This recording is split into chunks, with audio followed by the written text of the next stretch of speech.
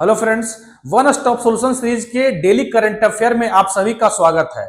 और आज हम मेरा जो है वो 7वां एपिसोड है। ठीक है, अगर आप नहीं देखे हैं पिछले एपिसोड तो जाकर के देखिए। बहुत ही आपके लिए जो भी एग्जाम अभी अपकमिंग एग्जाम जो भी होंगे, जो भी 1-2 महीने होने वाला है, उसके लिए बहुत ही फ्रूटफुल हो सकता है, बहुत ही यूजफुल हो सकता है। ठीक है, और इसमें सिर्फ करंट अफेयर ही नहीं, आपको डिटेल सॉल्यूशन, उसके आसपास के जितने भी इंफॉर्मेशन है, सब भी सारे इंफॉर्मेशन आपको दिए जा रहे हैं। ठीक है, तो अगर आप नहीं देखें तो मैं फिर से बोल रहा जाकर के देखिए। ठीक है, तो आइए शुरू करते हैं। फर्स्ट क्वेश्चन क्या है हमारा? Which state government launch the doctor Ambedkar Samman scholarship scheme to support SC/ST student pursuing higher education abroad. ठीक है, अभी हाल ही में दिल्ली गवर्नमेंट ने doctor Ambedkar scholarship, doctor Ambedkar छात्रवृत्ति योजना शुरू किया है। किसके लिए? SC/ST स्टूडेंट के लिए, जो जाकर के विदेशों में पढ़ सकते हैं। ठीक है, उनके लिए योजना शुरू किया। किसने शुरू किया है? तो ये शुरू किया है दिल्ली गवर्नमेंट ने। जैसा कि आपको मालूम होगा कि दिल्ली गवर्नमेंट अभी इलेक्शन होने वाला है, दिल्ली लेजिस्लेटिव असेंबली के लिए इलेक्शन होने वाला है। ठीक है, तो इसीलिए योजना लॉन्च किया गया है। ठीक है, तो क्या ऑप्शन होगा? आंसर होगा 4 नंबर, दिल्ली गवर्नमेंट। ठीक है, आइए नेक्स्ट देखते हैं। Which country approved the construction of the world largest 137 billion, world largest, ध्यान रहे, world largest 137 billion dollar dam on the Brahmaputra river as a part of its 14th 5-year plan। मतलब China में जो चल रहा है वो 14th 5-year प्लान है। ठीक है, उसके अनुसार से किस देश ने अपनी 14वीं पंचवर्षीय योजना के तहत ब्रह्मपुत्र नदी पर दुनिया के सबसे बड़े 137 अरब डॉलर के बांध के निर्माण को मंजूरी दी है? तो किसने दी है? ये दी है, चाइना ने दिया है। ठीक है, कौन दिया है? चाइना ने। अब थोड़ा सा हम बात कर लेते हैं ब्रह्मपुत्र नदी के बारे में। तो ब्रह्मपुत्र नदी को चाइना में, मतलब कहां से निकलती है ये ब्रह्मपुत्र नदी? ठीक है, निकलती कहां से है? तो चेमयुंगडुंग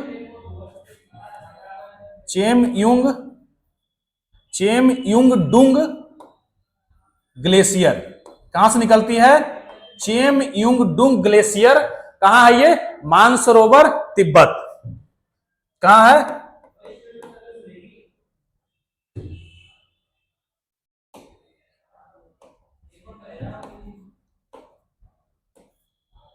चेमयुंगडुंग ग्लेशियर।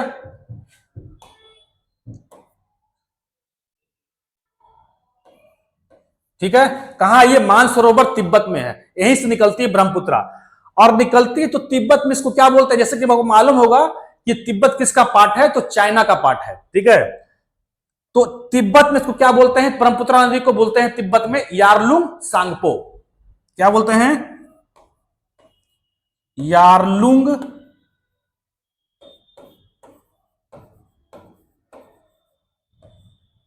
सांगपो। ठीक है, और ये इंडिया में इंटर करती है कहां पे? तो अरुणाचल प्रदेश में एक दर्रा है, यांग याप दर्रा, वहीं से, उसी दर्रा से इंडिया में इंटर करती है। तो inter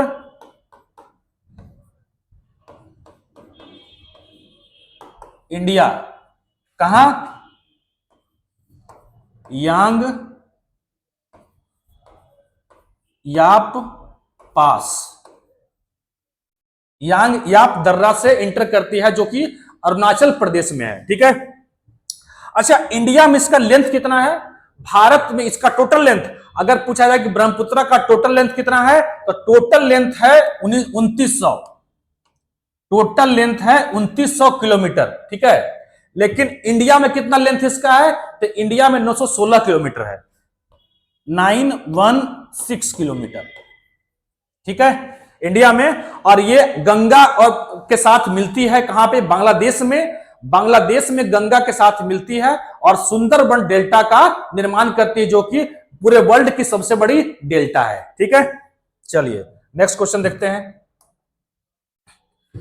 Which bird was officially declared the national bird of the United States, symbolizing American strength and freedom since 1782? ठीक है, तो कौन 1782 में अमेरिकी ताकत और स्वतंत्रता का प्रतीक किस पक्षी को आधिकारिक तौर पर संयुक्त राज्य अमेरिका का राष्ट्रीय पक्षी घोषित किया गया है? ठीक है, तो किसको किया गया है? इसको किया गया है वाइल्ड ईगल को। किसको किया गया है?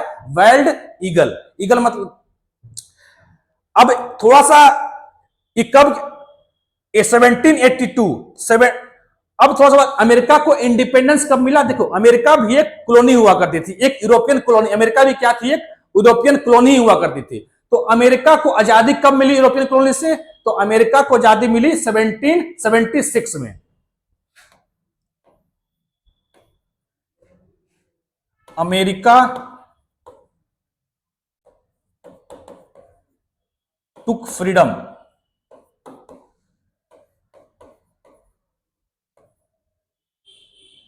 टुक फ्रीडम 1776।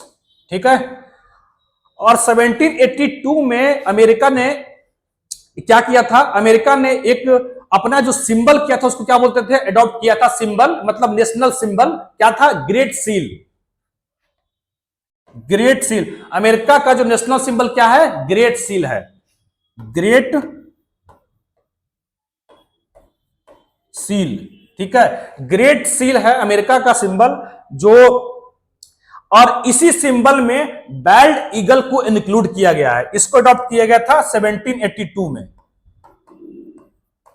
और इसी ग्रेट सील का पार्ट है बाइल्ड ईगल। ठीक है, इसी ग्रेट सील का पार्ट है बाइल्ड ईगल। ठीक है, जिसको बाइल्ड ईगल को अडॉप्ट किया गया है ग्रेट सील में। ठीक है, फ्रीडम कब मिला? 1776 में। Where does the Hockey India League 2024 to 25 kick off? ठीक है, हॉकी इंडिया लीग 2024 से 25 कहां शुरू होगी? तो ये शुरू होगी राउरकेला में। ठीक है, ये होगा राउरकेला में शुरू होगा। और राउरकेला कहां पड़ता है? ये पड़ता है उड़ीसा में। ठीक है, राउरकेला उड़ीसा में। राउरकेला में एक स्टील प्लांट भी है। राउरकेला एक स्टील प्लांट भी है। राउरकेला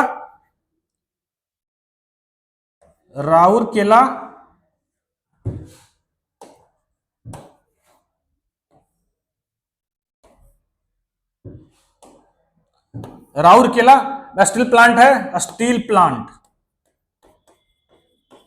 स्टील प्लांट जो किसकी मदद से स्टैब्लिश किया गया था? किसकी मदद से इसको स्थापित किया गया था? तो जर्मनी की मदद से किया गया था। Steel plant Germany.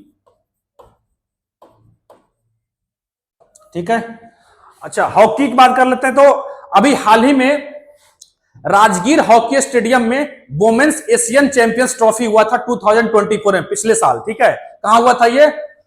Women Asian champion trophy.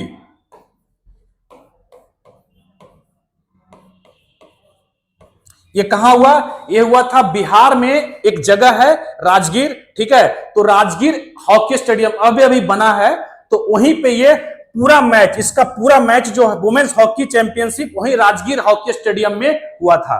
कहां? राजगीर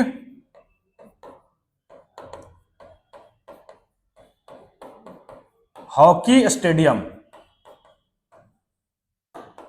ठीक है, राजगीर हॉकी बिहार गवर्नमेंट ने इसको ऑर्गेनाइज किया था।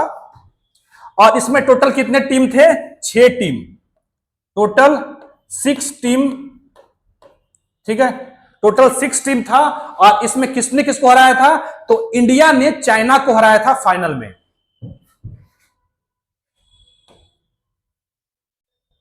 ठीक है, India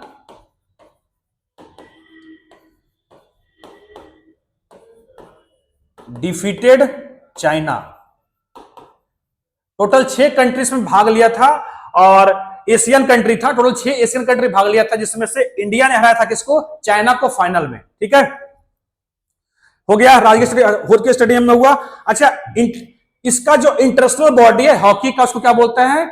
international hockey federation, international hockey federation, ठीक है। और ये कब बना? ये बना 1924 में, और इसका हेडक्वार्टर कहां है? लुसाने, ठीक है। लुसाने कहां पड़ता है? स्विट्जरलैंड में, ठीक है। Next, which initiative was launched by doctor Jitendra Singh on good governance day to strengthen Panchayati Raj institution, to strengthen Panchayati Raj institution, ठीक है। क्या है इसका आंसर? क्या होगा? डॉक्टर जितेंद्र सिंह ने सुशासन दिवस पर पंचायती राज संस्थाओं को मजबूत करने के लिए कौन सी पहल शुरू की है? तो ये जो पहल है इसका ऑप्शन होगा 3, ठीक है। विकसित पंचायत कर्मयोगी, कौन शुरू किया है? कौन सा पहल है? विकसित पंचायत कर्मयोगी।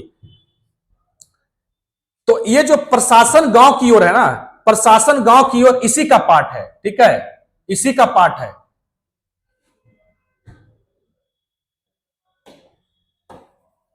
प्रशासन गांव की ओर जो है विकसित पंचायत कर्मयोगी, इसी का पार्ट है, ठीक है। विकसित पंचायत कर्मयोगी प्रशासन गांव की ओर का ही पार्ट है। अच्छा, इसमें एक ऑप्शन है, आपको दिख रहा होगा कि ये है सीपी ग्राम। सीपी ग्राम ये क्या है?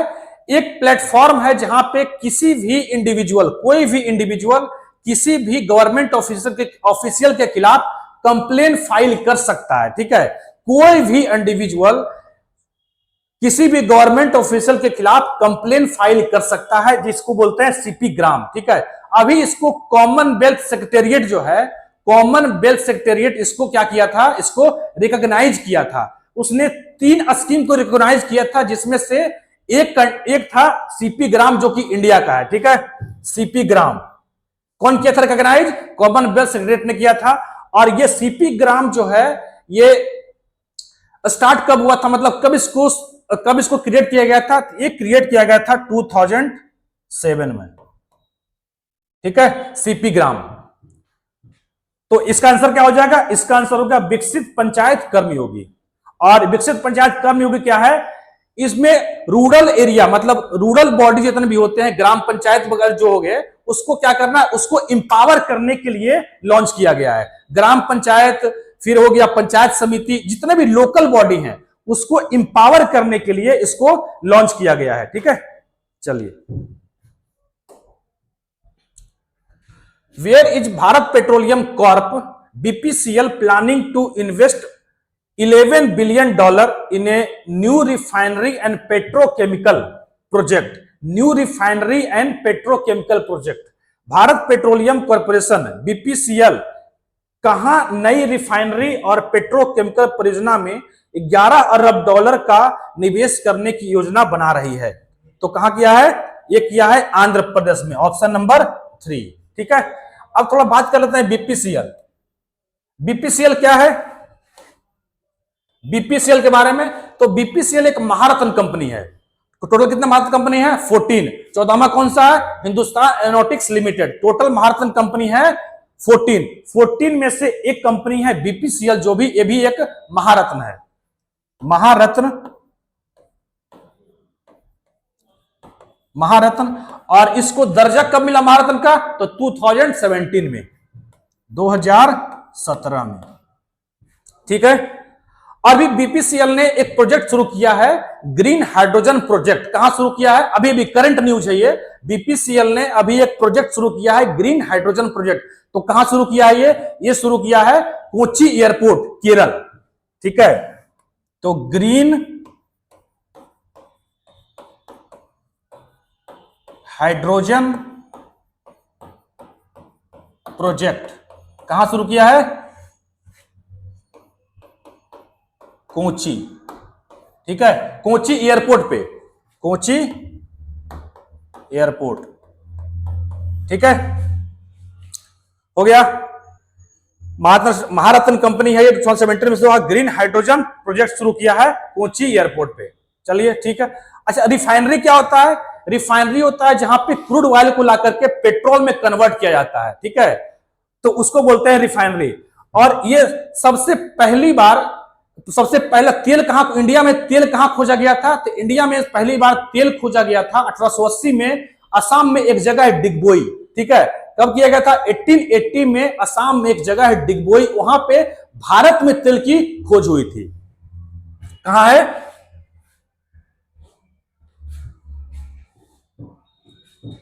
डिस्कवर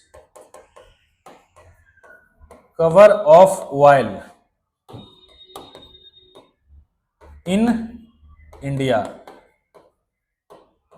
कहां हुई थी? ये हुआ था डिगबोई। डिगबोई कहां? 1880 में, ठीक है। और यहीं पे एक रिफाइनरी है, असम में एक रिफाइनरी है जिसका नाम है नुमालीगढ़ रिफाइनरी। कहां है? असम में ही।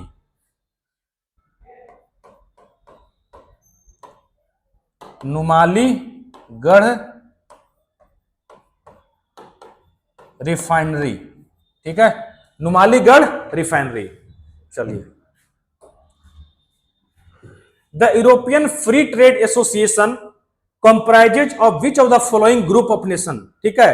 अभी ये न्यूज में है, ठीक है, क्योंकि इंडिया इसको साइन किया है, इस ग्रुप को इंडिया साइन किया है, यूरोपियन फ्री ट्रेड एसोसिएशन को इंडिया अभी अभी साइन किया है, ठीक है। तो इसीलिए न्यूज में है ये group, European free trade association. तो पूछ रहा है कि इसमें कौन कौन से कंट्री हैं? तो इसमें टोटल 4 कंट्री हैं। कौन कौन है? इसका ऑप्शन है 4, आइसलैंड, लिंकनस्टाइन, नॉर्वे और स्विट्जरलैंड। कौन कौन? Iceland, Liechtenstein, Norway and Switzerland. इसने इस ग्रुप को अभी ईएफटीए को इंडिया ज्वाइन किया है, मतलब दोनों के बीच इंडिया प्लस ईएफटीए,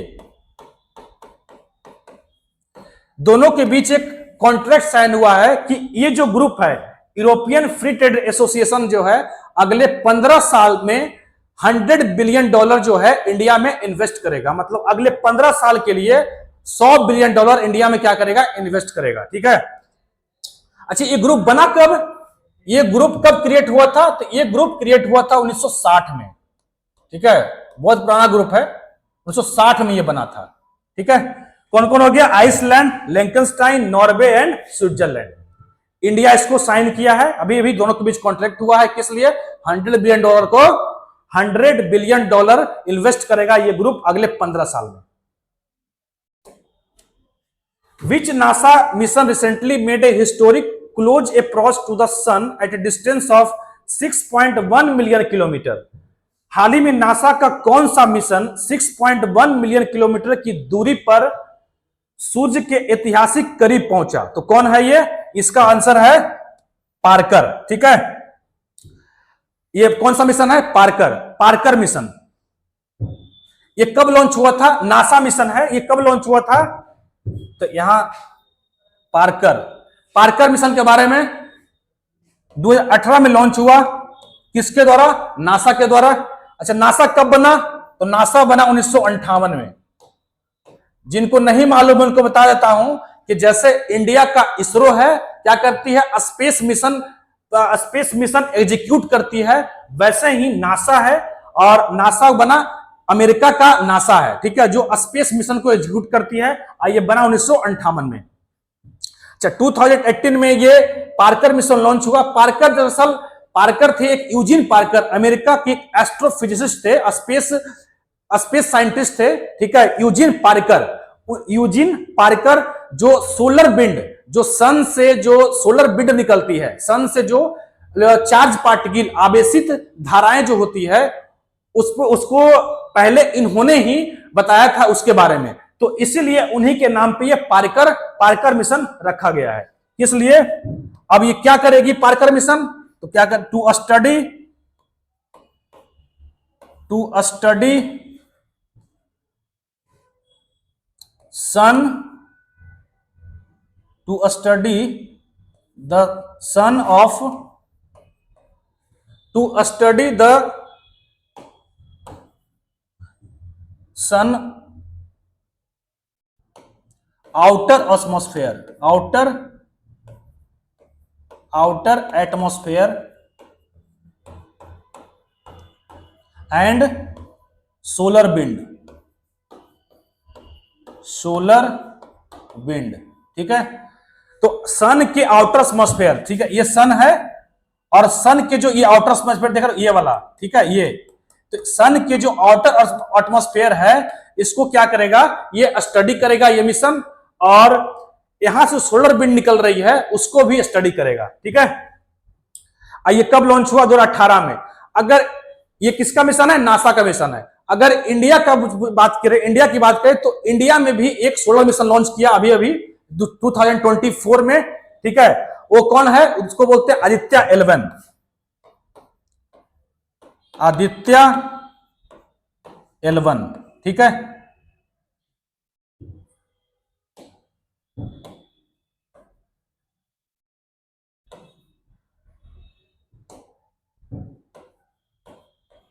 आदित्य 11 क्या है, ये इसरो का सोलर मिशन है, और इसको लॉन्च किया किस व्हीकल से किया गया था, लॉन्च व्हीकल क्या था, रॉकेट का नाम क्या था, तो रॉकेट का नाम था PSLV C57, ठीक है, PSLV C57 से इसको लॉन्च किया गया था। ये भी सोलर मिशन है।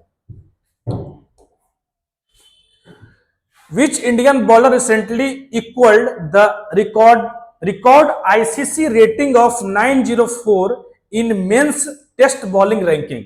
हाल ही में किस भारतीय गेंदबाज ने पुरुष की टेस्ट बॉलिंग रैंकिंग में रिकॉर्ड आईसीसी रेटिंग 904 की बराबरी की है?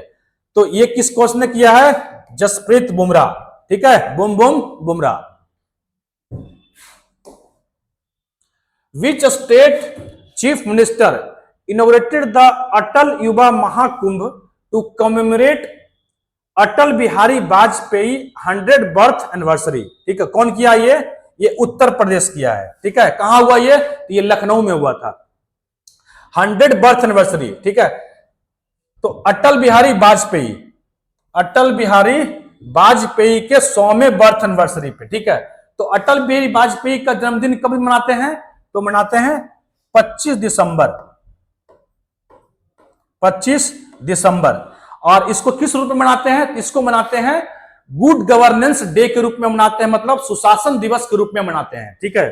तो 25 दिसंबर को क्या मनाते हैं, गुड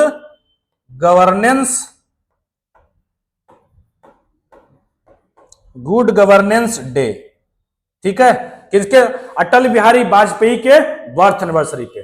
और ये कौन मनाया, तो ये मनाया अटल बिहारी वाजपेयी, ये मनाया अटल युवा महाकुंभ कहां हुआ, उत्तर प्रदेश में हुआ, लखनऊ में। इसमें क्या होगा, इसमें होगा कि मेरिटोरियस स्टूडेंट जो है, ठीक है, जो मेधावी छात्र हैं, उनको क्या दिया जाएगा, उनको अवार्ड वगैरह सम्मानित किया जाएगा, अवार्ड वगैरह दिया जाएगा, ठीक है।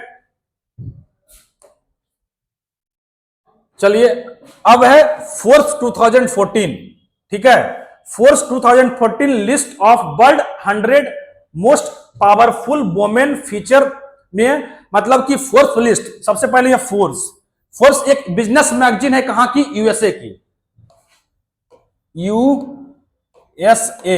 फोर्स जो है एक बिजनेस मैगजीन है, कहां की, यूएसए की, जिसका स्थापना हुआ था 1917 में, ये मैगजीन की शुरुआत हुई थी, ठीक है। ये हर साल निकालता है 100 सबसे ज्यादा शक्तिशाली महिला का निकालता है, ठीक है, उस महिला का लिस्ट निकालता है, उसमें से 3 इंडियन है, ठीक है, कितने, 3 इंडियन को जगह दिया गया है मोस्ट 100 में, 100 में 3 इंडियन महिला को जगह दिया गया है। तो कौन कौन है, एक तो आपका निर्मला सीतारमण है, जो कि फाइनेंस मिनिस्टर है भारत के, ठीक है, कितना रैंक है, 28।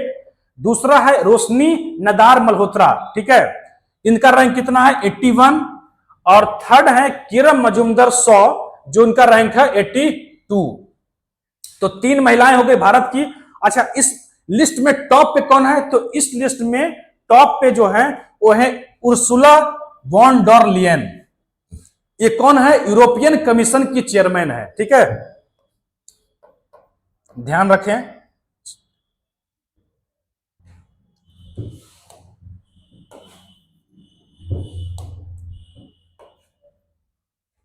Chairman of European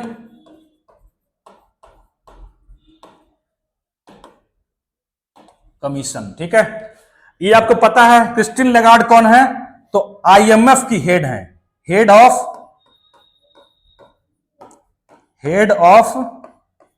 IMF, international monetary fund. ये कौन है, जॉर्जिया मेलोनी, कौन है, इटली की प्राइम मिनिस्टर है, पीएम ऑफ इटली। ठीक है, चलिए अजय कुमार भल्ला, अब कुछ 5 स्टेट में नए गवर्नर बनाए गए हैं अभी। ठीक है, तो कहां कहां बनाए गए हैं, अजय कुमार भल्ला को बनाया गया है मणिपुर का। ठीक है, former army chief general VK Singh, retired general VK Singh को कहां का बनाया गया है, मिजोरम का।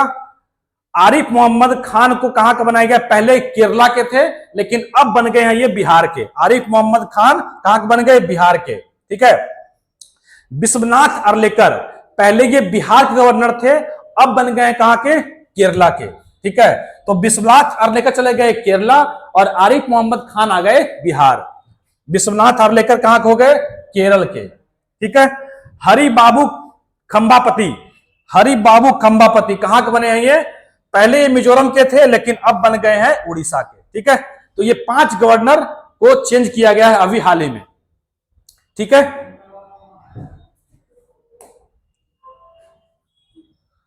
अब थोड़ा गवर्नर के बारे में जान लेते हैं।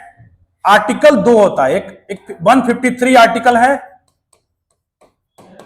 आर्टिकल 153 और आर्टिकल 155। ठीक है, तो आर्टिकल 153 क्या होता है, ये कहता है कि हर एक स्टेट में एक गवर्नर होगा, एक राज्यपाल होगा जो उस स्टेट के कार्यकारी अध्यक्ष होगा। ठीक है, head of executive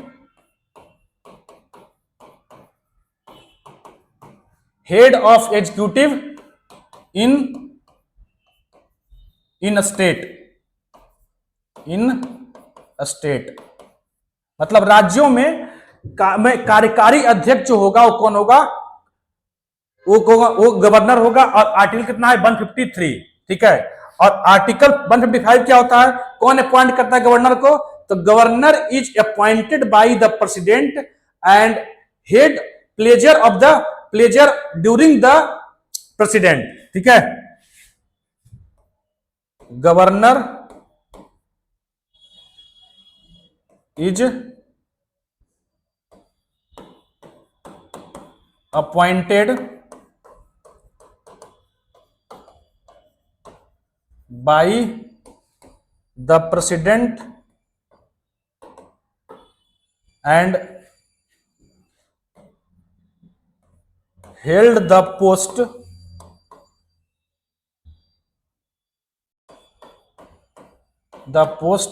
during pleasure of president।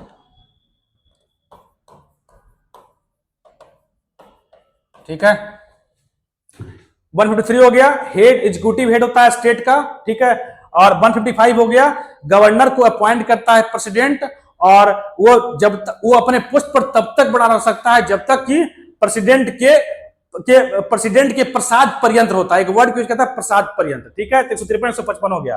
ठीक है, चलिए आज हम यहीं तक रखते हैं। ठीक है, मेरा क्वेश्चन खत्म हो चुका है, तो इसी तरह से मैं आगे वीडियो लेकर के आता रहूंगा और आप इसको देखिए, बहुत ही यूजफुल आपके लिए होने वाला है। जो भी अभी एग्जाम है, ग्रुप डी है, एनटीपीसी है, एसएससी है, ठीक है, तो जो भी एग्जाम होने वाले हैं उसके लिए बहुत ही इंपॉर्टेंट सेशन ये होने वाला है। तो आप देखिए और देखने के बाद लाइक करिए, शेयर करिए, सब्सक्राइब लोगों को बताइए थोड़ा। ठीक है, चलिए, थैंक यू।